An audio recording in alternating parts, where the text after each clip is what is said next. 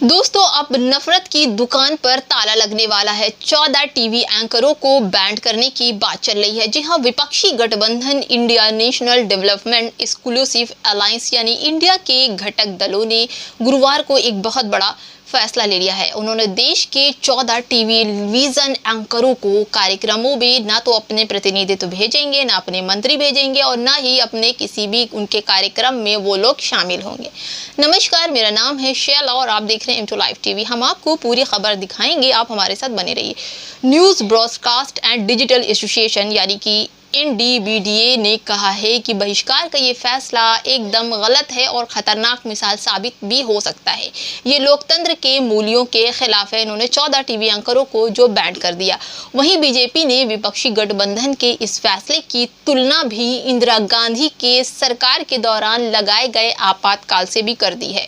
विपक्षी गठबंधन इंडिया की मीडिया से संबंधित समिति की बैठक में ये एक बहुत बड़ा फैसला लिया गया कि अब वो किसी भी गठबंधन की मीडिया समिति ने 13 सितंबर से लेकर 2023 में अपनी बैठक में इंडिया की जो समिति है उसमें एक बहुत बड़ा निर्णय लेकर के 14 टीवी एंकरों की लिस्ट को भेज दिया कि अब हम इनके किसी भी कार्यक्रम में या इनके डिबेट में या हमारा कोई प्रतिनिधित्व बिल्कुल हाजिर नहीं होगा, ना इनको हम अपने कार्यक्रम में बुलाएंगे।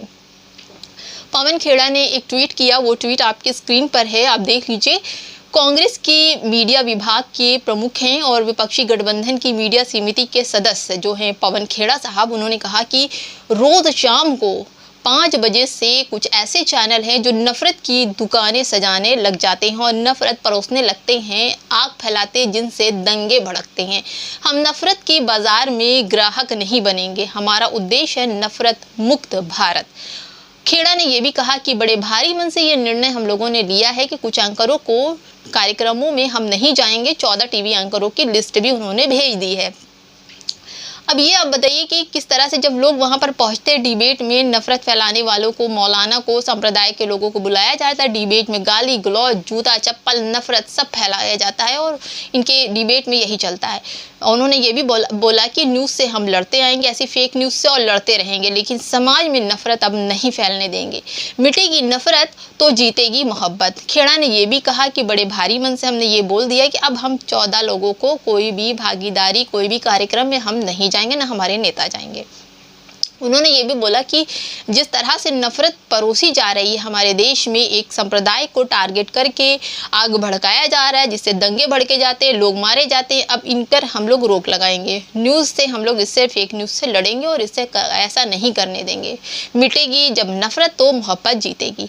बीजेपी के नेताओं को सबसे ज़्यादा बुरा लगा जब 14 एंकरों को बैंड कर दिया गया। उसमें उनके जो पार्टी के बीजेपी के लोग हैं वो इस कदम की कड़ी निंदा कर रहे हैं, जिसके उनके प्रवक्ता हैं सांसद अनिल बलूनी ने कहा कि एक बयान जारी करके कहा कि एक विपक्षी दलों ने, जो ये विपक्षी दल है इंडिया गठबंधन है, अपनी दमनकारी तानाशाही और नकारात्मक मानसिकता का प्रदर्शन कर रही है। जो 14 टीवी एंकरों को इन्होंने बैंड कर दिया है। बलूनी ने कहा कि भाजपा ऐसी विकृत मानसिकता का कड़ा विरोध करती है जो अभिव्यक्ति की स्वतंत्रता पर अंकुश लगाती है। आपको याद होगा NDTV के रवीश कुमार, आज तक बीजेपी का कोई भी प्रवक्ता या PM अभी तक रवीश कुमार या NDTV को कोई भी बैन कर रखा था, उनको कोई भी इंटरव्यू नहीं दिया। उन्होंने आगे कहा कि आपातकाल के दौरान मीडिया का गला घोट दिया गया इस घमंडिया गठबंधन में शामिल दल इसी अराजक और आपातकालीन मानसिकता के साथ काम करेगा आने वाले समय में भी। बलूनी ने आरोप लगाते हुए मीडिया को इस तरह की खुली धमकी, लोगों की आवाज़ दबाने का इन्होंने काम किया है। मतलब उन्होंने कांग्रेस के ऊपर और गठबंधन जो NDA की सरकार है उसके ऊपर ऑब्जेक्शन लगाया कि इन्होंने आवाज़ दबाने का काम किया है और मीडिया की स्वतंत्रता पर हमला बोला है। लेकिन आपको बता दें, कुछ ऐसे चैनल हैं जहाँ पर आज भी बीजेपी प्रवक्ताओं के इंटरव्यू नहीं चले। रवीश कुमार को, आप रवीश कुमार को इन्होंने बैन किया। क्या वो दमनकारी मानसिकता नहीं थी जब रवीश कुमार को बैन किया गया था? इस वक्त जो भी चल रहा है वो आपके सामने है। इनका कहना है पवन खेड़ा का कि जिस तरह से टीवी डिबेट के जरिए नफरत फैलाई जाती है, दो पार्टियों को लड़ाया जाता है, दो समुदायों को लड़ाया जाता है, इस तरह देश में इतनी ज़्यादा नफरत फैल गई है सिर्फ इन्हीं टीवी एंकर और कार्यक्रमों से। अब इनको बैन कर देंगे तो कुछ हद तक नफरत कम होगी। और इस लेकर के मीडिया गलियारों में जो 14 एंकर है एकदम खफा हैं, एकदम परेशान हालात में हैं, बौखलाए हुए हैं कि किस तरह से मौका मिले और क्या वो बोले।